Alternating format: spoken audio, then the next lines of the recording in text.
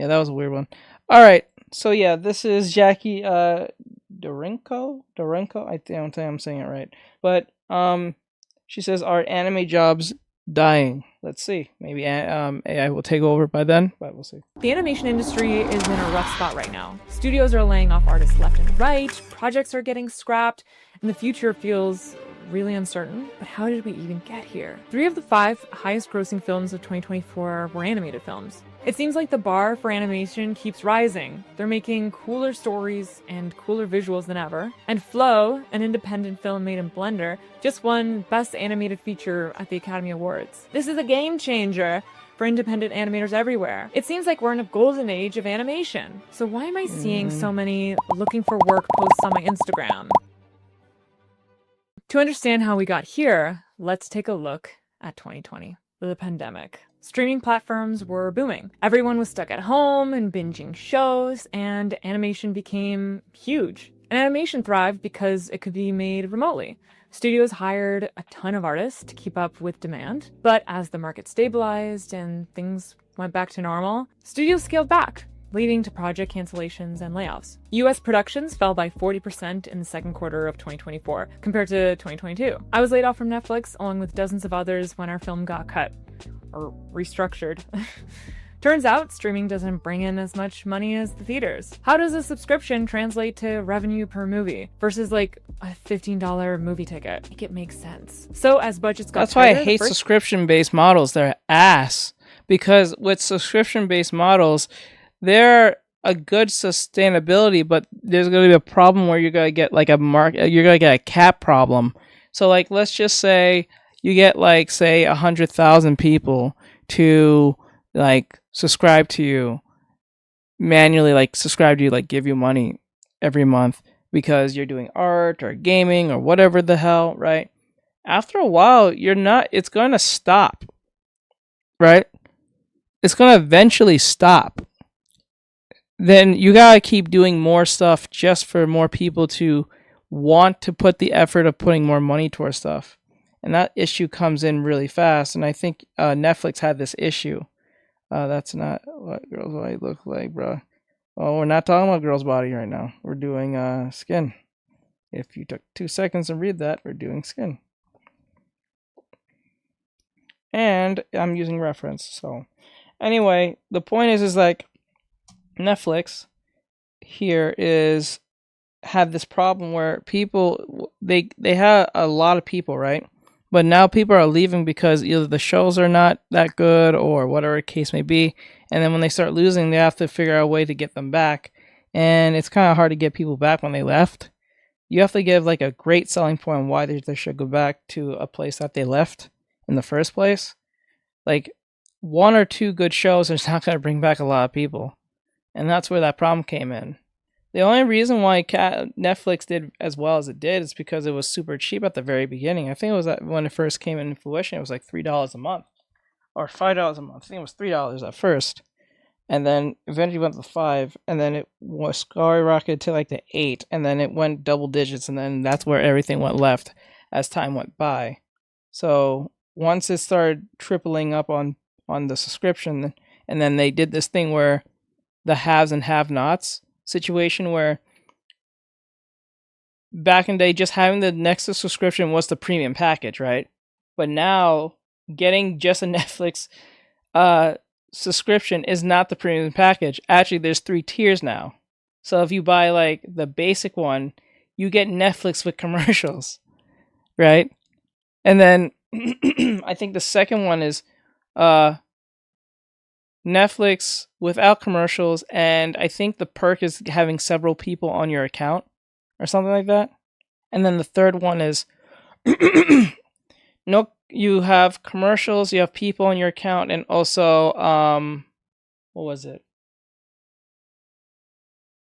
You get 4K streaming or something like that, or some crap like that. That was pretty much it. Or you get movies a little bit earlier than everyone else, or some shit, or something to that degree. After that, you start realizing this is stupid. Miss the days when I could just buy a subscription and that was it. But now you gotta get these tiers, and everyone's a patron at this point. You're just playing Patreon at this point, so it's kind of annoying. and then you don't have time to watch TV half the time. So it was like, why am I paying for this unless my stupid kids are watching it? If they're not watching it, and most kids are not watching Netflix, they're watching YouTube or TikTok. So it kind of seems pointless to even have it. So First thing studios did was cut costs, starting with the animation teams, and that led to massive layoffs. Netflix cut a third of its animation division, Disney laid off 20% of Pixar staff, and other big names like Warner Brothers and DreamWorks followed. The Animation Guild reported that about 1/3 of its animation workforce experienced layoffs over the past year. And by 2023, both writers and actors went on strike, and Hollywood's production stopped, leading to another. that was stupid on their behalf. I'm not gonna lie to you. I understand they want more pay and they think they deserve it, but the timing of that was dumb as fuck. decline of And employment. that ended up biting them in the ass in the long run. Now, I think was Neon said it. There's gonna be less people. Like there's gonna be more people. Well, not more people. There's gonna be less people, but those less people are gonna be making more money than the people who they demanded X, Y, and Z. Opportunities and even more project cancellations. So that's what happened. Studios ramped up hiring during the pandemic and then realized it's not sustainable. So to cut costs, a lot of studios have been outsourcing animation. They send work to countries where labor is cheaper. Disney opened up a studio in Vancouver to take advantage of the tax breaks, and DreamWorks shifted a lot of its work overseas. These places often have weaker labor production, like during Spider-Verse, famously, over 100 animators quit over brutal working conditions. And that's because Canada doesn't really have animation unions like in the US, so artists here have fewer protections. And then there's mergers. Big companies keep buying each other out, and every time that happens, studios get shut down. Like when Disney bought 20th Century Fox and shut down Blue Sky Studios, laying off over 450 employees. Take a look at the indie model of Flow. So Flow won Best Picture this year at the Oscars, and this beautiful film was made using Blender, an open source animation program. And get this, it had a budget of just $3.8 million. Compare that to Moana 2, which costed around $150 million. But how do they make this movie so cheap? Well, the software's free, there's no dialogue in the film, and there's no traditional storyboards. They just placed the characters in the scene and explored it with the camera, which means no deleted scenes, no expensive revisions, and on top of that, it was a passion project with a small team. And, European wages are significantly lower than in the US. So yes, it's proof that animation isn't just for massive studios. Anyone can make beautiful animated stories. But what do I see? I see that studios will see that it's possible to make an amazing film at the fraction of the cost. And now let's talk about the dreaded elephant in the room, AI. Animation studios are already experimenting with AI tools that generate animation faster and cheaper than humans. Some industry leaders are even saying that AI could replace up to 90% of animation jobs. Generative AI is projected to significantly disrupt approximately 200,000 entertainment jobs over the next 3 years. AI may be efficient, but at what cost? Animation is about human expression. It's real stories and real emotions. And if studios start treating filmmaking like just another product, something to mass produce, then is it still art? And right now we're seeing decisions driven more by efficiency than creativity. And we're already seeing studios cancel projects based on algorithms, AI generated music pushed over real artists, and writers fighting to keep their jobs. And don't even get me started on the AI Ghibli trend. I don't want to live in a world where art is automated. I want the imperfections and the risks and the personal connections that make art meaningful. But I'm not gonna get too much into this or I will explode. A survey by the Animation Guild found that 61% of its members are extremely concerned about AI negatively impacting their jobs. So now we know that the animation industry is on fire. We know why it's happening. And if you want a deeper dive, then I really suggest watching The Animation Industry is Collapsing by Know the Robot. He explains it more in depth and better than I am. So what now? Well, I wanted to talk about a more optimistic view on all of this, how artists are surviving. We're a community, and it's easy to be in this industry and feel alone. You see people occasionally post that they got a new job, and it feels like everyone's doing so much better than you. Well, I feel that sometimes. And it's also scary for young artists who are just trying to get into the industry. Students still in school, recent graduates who think, like, is this all it is? Did I come at a bad time? So I reached out to a lot of artists. Yeah, you did. You kind of did. Industry-wise, yes, you did. Now, if you have talent and ingenuity and all that stuff, you can probably do this without going to no stupid studio in the first place. So, like they just said it, like a guy with 3.8 million kind of figured that out, and that's a small budget to most majority of them. So if you get like a small team, think of a very different story and then make it work, you can make it work. But not everyone can do that, so. And listen to a lot of people's stories. Because if there's one thing for certain, it's that we're all in this together. Many artists are surviving by being more self-sustainable, like releasing their own books, trying to get their own miniseries funded, releasing courses, starting sticker clubs. How am I staying afloat without a full-time job? Well, a big part of it is YouTube right now, and sponsors whose products I believe in. Like today's sponsor. Right now, a lot of artists are turning to conventions and merch to make money, and having high quality products can make all the difference. I've been selling my art for years online and at conventions, and honestly, finding the right balance between cost and quality is a struggle. You don't want to spend a fortune up front, but you also don't want your merch to look cheap. That's why I think Vaugrace is a great option. They make acrylic keychains, vinyl stickers, tote bags, enamel pins, pretty much anything you'd like to sell. The colors are vibrant, the printing is super crisp, and they have a ton of customization options. Plus, I love a company where a real person double checks with me before confirming my order. It really feels like they care about the artist and the product that they make. So if you're thinking about making your own merch, this is a great place to start. Whether you're I tell you something that I care about my artists slash what do you call it, art I care about the artist slash customer is going to die off in the next 10 years. That shit's going to be so gone. Everything will be automated to the point that you're not even going to be dealing with another person at all to the slightest. It's going to be all AI generated or automated to a degree. And you probably won't even know the difference. Most people can't tell the difference with certain AI these days anyway, because it's getting so advanced to the point you can't even figure out what's happening. So I wouldn't put it past them to a degree.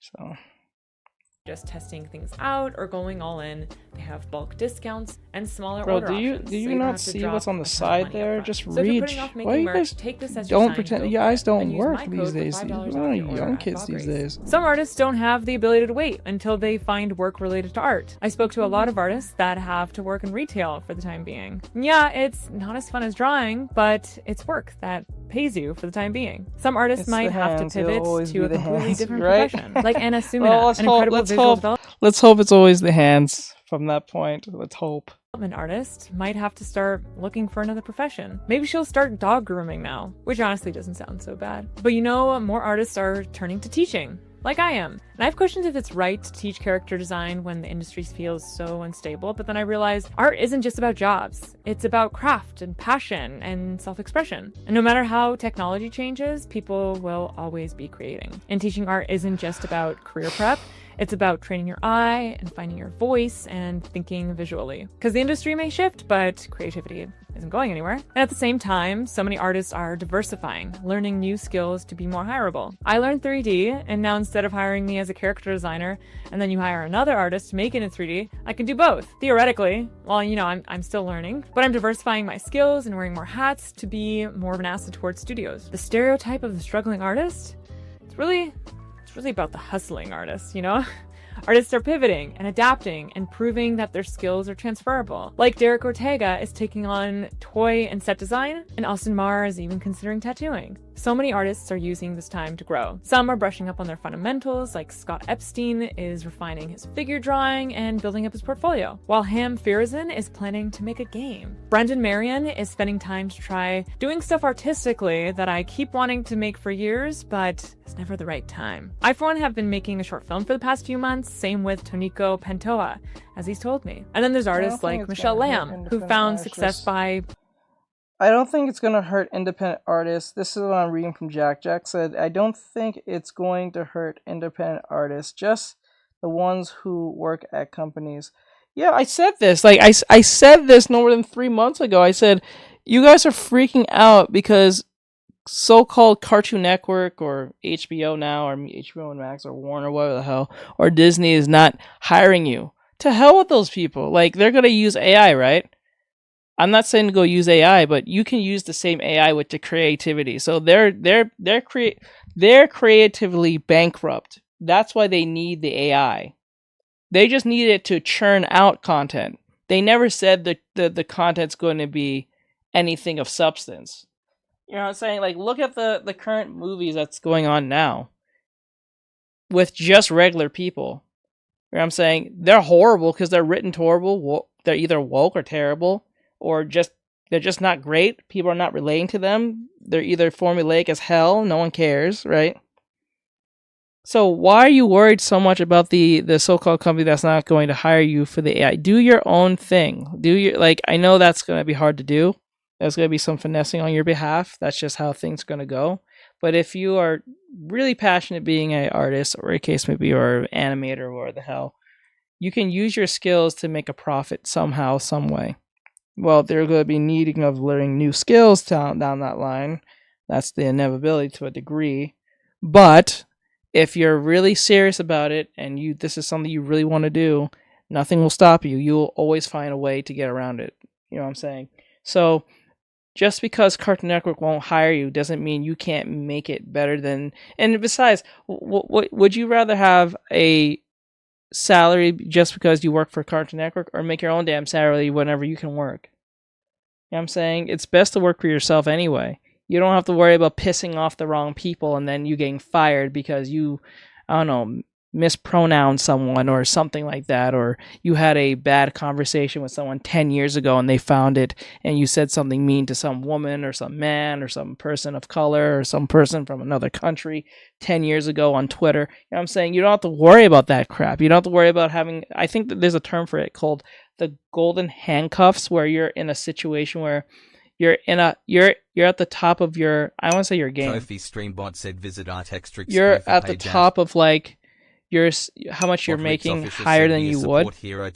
And now in any situation, you're scared that any interaction can lead of you losing those golden cuffs that's around your hands, because it can be easily taken away from you by anyone who has /donation. Well, under accidental situations or misunderstandings, or someone purposely trying to ruin your situation. And it doesn't take much for them to do it. All they need to do is accuse you of something, say something you didn't say, make a misunderstanding out of nothing, and then next thing you know, you lose everything, right? So it makes no sense. Like right now, I think his name is Jamie Osmith, I think that's his name, the dude who does the voice of Sora from Kingdom Hearts. He's right now in jail because of, I think, a DUI thing or something like that. Oh no, I think a DUI thing, and he said some racial slurs towards, like, I think the Jewish community or something.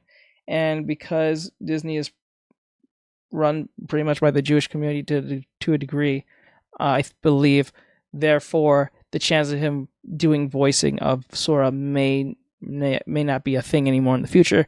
If they take the apology, if it goes up to, like, you know, the Jewish community say sorry, and if they take it as like sincerity and Disney becomes lenient with him, I'm hoping he will, because it'll be sucked that Sora's voice is going to be different. But then again, it's like, you know, these things happen.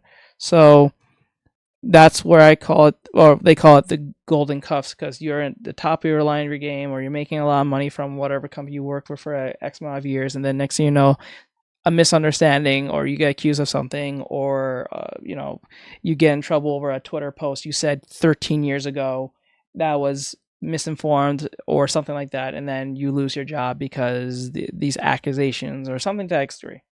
It doesn't take much to ruin someone's life if they're under that corporate umbrella, right? So it's best to be independent and do your own damn thing. Sell your own merch, write your own stories. You know what I'm saying? Don't wait until they put you on the put in a show. Yeah, don't wait until they put you on. Put yourself on. Quote by Roseanne. Roshan. So, like, there you go. It's best to do it yourself than wait till someone gives you the golden keys to the kingdom, and then you're always indebted to them and they can take it from you, or someone will ruin it for you. It doesn't take much. So for anyone who's an inspiring artist or animator, illustrator, whatever you are. Bean said, I have a question. Bean.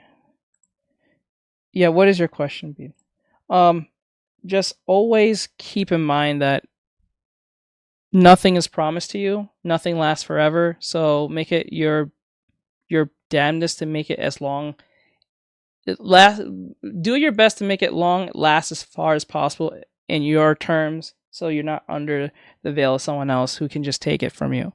So I don't think freaking out is a good idea. If you're part of the industry and you've been in the industry for a while in like animation or whatever the case may be, you should get your friends that you work with or people you work with in the past who are just as unemployed you or struggling, and try to do something together, do a collaboration, do a studio or build a studio together or something like Finn that. asks, have you drawn any JoJo characters?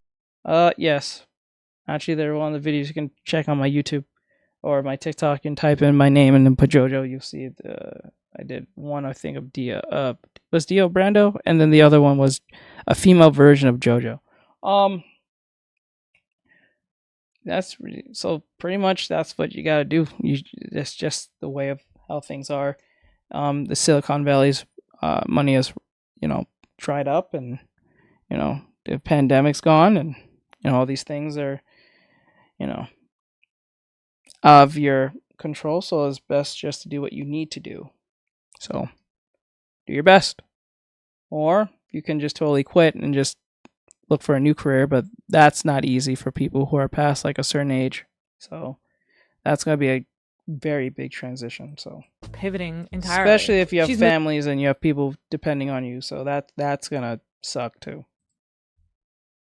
moved into social media, book deals, and hosting art retreat trips instead of doing storyboarding. And this gives her more financial stability and flexibility. She told me, the only thing I had to let go of was bragging rights about working at X studio and doing X thing. That is so real. So many of us tie our identity to the studios. Yes, that's what I'm saying. That was probably the biggest, dumbest thing that most people do. I understand it. It's like their degree to a degree. Like, I get it. If you finally get like hired to like Cartoon Network, Netflix, Disney, that's your degree to most people. That you're, even if you work for them or work for them, just saying that you worked for Disney for a certain amount of time, it puts awe in most people's faces who doesn't really know the industry. So like a normie who hears you work for Disney is like, oh my god, you work for Disney? And then they ask you 1,010 questions. What did you work on? And X, Y, and Z, and then usually be like one scene of something. Or like a couple of scenes of like one movie, or like a couple of scenes of like some show or some storyboarding or some off-brand thing. Like, it's usually that. It's not like a whole big thing, but just the fact that they have that check mark and that thing in their bio saying I work for Disney, professional X, Y, and Z illustrator, 2D animator, blah blah blah. That's their degree to most people, so they can put the middle finger in their face to their parents or whoever said being an animator is not worth it because you're not going to be the next Walt Disney or Minamoto or whoever the hell who's making and creating stuff for a living. So I can see why that identity tie-in tends to be prevalent in most people's lives when you get to that point and that status. But it's just a big illusion to a degree, because once they don't need you anymore, all that bravado is gone. Now everyone's getting like these companies are getting AI, so it's kind of like, it's like that what was that saying that Neon said? He said to the people who used to like go into the coal mines, they're saying that they're gonna steal our jobs, and then people told them like, if you want to work here, learn the code or something. That's that learn the code like response. Now the people who are in that position should learn how to code themselves. So, or you need to code faster, let's put it that way, and be more proficient. So instead of what we create. But there's so many ways to make a living as an artist, even outside the traditional animation industry path. Another way artists are staying afloat is through indie animation and crowdfunded animation. There's never been a better time to be an indie studio making niche projects. That's what I said. I said the same thing for like gaming. Like it's not that far off from gaming itself, right? You don't have to be beholden to some stupid AAA studio that's owned by BlackRock or one of these places, right? And always have to be under the thumb of these people, because if you say the wrong thing on the purity test, therefore you're going to lose your job in the next 10 days or something, right? Or you get noticed that you're going to get axed, right? If you're the indie dev and you have passionate people who are just as passionate to you, which is hard to find, I'm not saying that's easy, but like if you find people who are passionate as you, and you guys really are serious about your craft, start a studio together and see where it goes. You know what I'm saying? And if you have good chemistry, can work together, know how to compromise, know how to play as a team, you won't have no issue. right? Right? And I know the financial side won't be easy. I'm pretty sure that will not be easy at all. But, there's ways of getting around this one way or another, you know. So I think being indie is it's the future. That is the future for like gaming, the creative space, anything from gaming or game creation or making games or game design to doing animation and all that stuff. I think going indie is probably the smartest thing, but the hardest one. That's where that coin comes in. It's like it's the best thing, but it's the most horrible thing at the same time because you have to virtually do everything at that time, and then you have to make everything secure for yourself. What's that term? Pull by your bootstraps type response. So like you have to do everything for yourself and for your family and for your friends and family and your coworkers and your colleagues. You can't rely on like a AAA studio backing you with benefits and all that stuff. You gotta do it all yourself. Sorry, that's just how it is. It's the sad truth of this, right? So this might push for better stories, right? Because everyone's gonna be. You can't put out your Tumblr fanfic and wait for the best. You have to write a good story, right? So you gotta put in your best foot forward, and sometimes bite the bullet on some of the hot takes you may have. So, that's where most of these studios went left. They picked a bunch of like Tumblr-esque type writers who are kind of just want to be there, but don't really want to put in the actual creativity or just hacking from other people's stuff. So it is it is what it is. So. Than ever. Critical Role started off as a Dungeons & Dragons web series, and their Kickstarter campaign to create an animated special raised more than $1 million in funding. That's the most successful film or television project in Kickstarter history, and they've since created 3 seasons of Vox Machina. Or Has Been Hotel started off as a YouTube series by VizzyPop, financed solely by Patreon followers. Then Amazon picked it up, and 3 more seasons are already confirmed. There's even a spin-off series. We're all chronically online, and it's easier than ever to get people to see your work. And imagine how much they would have got away a lot more with that series of Has Been Hotel if they just did on the Patreon. Maybe they would have gotten away with way more compared to what Netflix probably put the restrictions on them then. So post your art. Make that short film. Be active on social media. You know how much I've been posting on social media? You think it's for fun? It's to get eyes on my work, eyes on my ideas. And who knows, maybe I'll crowdfund a pilot for my Bang Bang story. I don't know, maybe. So comment below what indie animated project excites you the most. Let's share our favorite content and support independent artists and studios. Okay, what does this mean for the future of this industry? Like many, Bill Robinson, our director at Little Umbrella, thinks lots of viz dev and concept art positions will be replaced by AI. And it's probably true. It's a realist point of view. The industry's changing, and that's probably the direction we're headed in, honestly. But we're not going down without a fight. People are fighting to keep artists' work from being eaten by AI, and we're sometimes winning, sometimes. Like by US law, AI art can't be copyrighted. Writers are working on protections against AI so they don't get replaced, and the Animation Guild is always working to protect artists. Everything is in the process, nothing is certain, but people are being loud. And I like to live in optimism. Kasem, another fellow art YouTuber and educator, suggests that as things start to shift more indie, or with smaller teams, you'll have to start doing a broader set of things. You'll need more skills and need to be more of a generalist with larger knowledge of everything. And I got so many messages of people looking forward to the shift in indie animation or crowdfunded projects. With more and more IPs and sequels than ever, corporations are taking the safest routes, and now potentially AI will help create that. People crave stories that they can connect to, like a breath of fresh air, something from someone's soul. Like I connected so deeply to Damishi's Turning Red. Not only is it about a little girl growing up in Toronto, Damishi also went to Sheridan where I went to. There's so many joint experiences of being like a 12-year-old in Canada. A robot could simply not make me cry the amount of times that I've cried during Turning Red. Adam Dix, a character designer currently teaching art, sums it up perfectly. I think the AI interest will fade to some degree. Once studios realize that new voices win out over the derivative, I think that they will... You're being too optimistic on that, my friend. He said studios will learn to take the human experience into heart more than the actual AI. Don't you know this is Hollywood, bro? You know how stubborn Hollywood is? It's been 2 decades about now. About almost 2 decades. Hollywood is stubborn as it does not learn. It just does. It doesn't learn anything. Hollywood is literally beats his head on the wall and then says to you, "Does it look like what you want?" And then you say no, and like, "Okay, you're the bigot. I'm gonna keep doing that." Man, like, come on, man. Like, it doesn't matter you're in the gaming industry or you're the Hollywood industry. Just go against what they think you should eat or what you think you should crave. Soon as you tell them what you think, they're like, "You're an idiot. You don't know anything," and so go back and bust their head on the same brick wall. Come on, you think they learn? No, man. No. No, money talks. So what they think, what they rely on, is like I refer to as the Call of Duty like casual, where no matter how bad or how horrible any Call of Duty game is, there's that grassroots type individual or reserve that will always buy past 1 million plus, like 10 million plus, 20 million plus.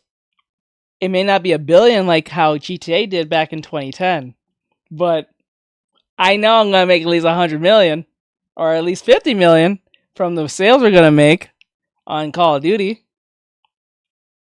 It don't matter how bad we think or how unbalanced the guns are, whatever case it be. You're going to buy this game, or if you don't buy it, your stupid friend will, or your cousin, your dad, your sister, your brother, your uncle, the preacher, the dog. Think we're stupid? We like, come on, we're here to make money. We're not here to actually have you have fun. We're a corporate entity. We're trying to make money. Right? And the best thing we're gonna do, we're not gonna take risks. What the hell? No, we're not doing that. You stupid? You stupid? Who does that? Risk. Fuck. No, we're gonna go with the most mundane, most generic, most formulaic plan ever. Ever. It don't matter. It don't matter. And we're gonna race swap anyone we want, gender swap whatever we want. We're gonna do whatever we want, and your friends and family will go watch this and go buy this. Why do you think they still made the Snow White movie? Well, they coming back out of it, let's just be honest, but like it was too balls deep into that, but like people still went to go see that stupid movie. Like that was the funniest thing. My girlfriend went to go see that stupid movie. If I knew she was going to say it, I would have said, "Don't watch that stupid movie," and she regretted it. She went to go see that dumb movie with her family. That was stupid as hell. She said it was horrible. She said it was nothing like the original. I wasted my money going. I said, and I looked at her like, "Don't you know I complained about this before? Don't you listen? I told you not to go see that stupid movie. It's horrible." Right? That's rough, buddy. Like, I looked at her, you're like, "You're an idiot." I literally said, "You're an idiot. Why would you do that? You waste your money. You gave money to Bob Iger now." And because of you, you're the casual who don't listen. Bob Iger will do what he wants. That's what I'm talking about. That's what I'm talking about. It's not about how creative you are or how like great of a storyteller, artist, or animator, 3D man. It doesn't matter. It doesn't matter how creative you are. You can make the next Harry Potter, the next Star Wars, the next Avatar, Last Airbender, the other Avatar with the blue people. It don't matter. Or Batman, Superman, DC, whatever, or Marvel. It doesn't matter. We are just looking for the casual who's going to give their money to us, whether they read our review or not, because they're bored, not that informed, or they're stupid enough just to go anyway because they're bored.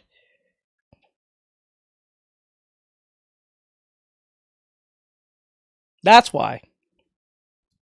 That's the sad truth. That's why I say this will never change. Whatever that dude said, he's being a super optimist and it's not going to work. They're not going to jump off this AI thing. They're not. They're not. They're not going to do it. They're going to figure out a way to how copyright that crap some way, somehow. But they're not going to jump off that. But this is where in the future, sadly, I believe that most artists is going to end up using AI to just for grunt work, right? And this is where indies will actually outshine the AAA companies or studios. Because if you are a creative and you have a story idea or something like that, right? You can outshine the AAA movies because they're formulaic and not trying to take any risks. Your whole life is a risk. So you writing a story that is not formulaic is going to be the draw for most people. So if you're a artist, author, writer, screenwriter, whatever, storyboard artist, whatever the hell, you have more opportunity to beat them than them beating you. The only problem with this is just being exposed to get the exposure. That's the only problem. Because if you take like someone who's pretty well written in just like a no name and you look at their stuff, you can find something pretty interesting compared to like most movie storyboards. Something they haven't mentioned before, maybe a certain perspective, maybe a certain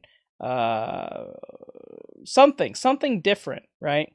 That most people don't think of. Maybe a sci-fi take on something that is so far gone. Like anime does all the time. They take like a concept of something and just drive it home. They do it all the time. They do it all the time. And the Japanese do it all the time. They'll take a concept of something so like obscure as hell and make it into like a full-fledged anime. Like a perfect example, like I remember when we first started doing reactions, I'll be back to at least I gotta go soon. Okay, do your thing, bro. Remember when we first doing reactions, we did that one video of the girl who was dating this guy that she was with, and I guess they was living together, and she went up in the attic later, bro. She went up in the attic and she saw a picture of him and her, but because she doesn't remember that photo being taken with her, she assumes that something's off about the whole thing. So the whole premise of the whole anime is just because she was very she was being very perceptive of her surroundings of a photo that she saw in the attic that she doesn't remember taking. It became a whole mystery anime off manga by itself. And I made the joke, it was my first reaction video. I made the joke, I'm like, no American woman's going to be that perceptive. Once they see themselves in the photo with the dude they like, they don't care. They're not gonna go through a whole like mystery salvation of like why did this picture get taken?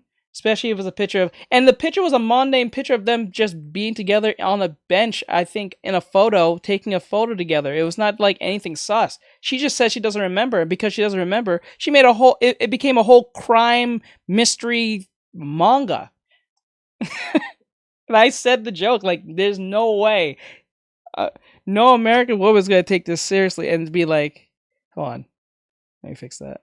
Yeah, so no American woman's gonna take the last second to like investigate a photo that they took that makes them look like they purposely took the picture with their boyfriend or husband. They're not gonna think of it. They may not remember, but they're not gonna make a whole story about it. Nope.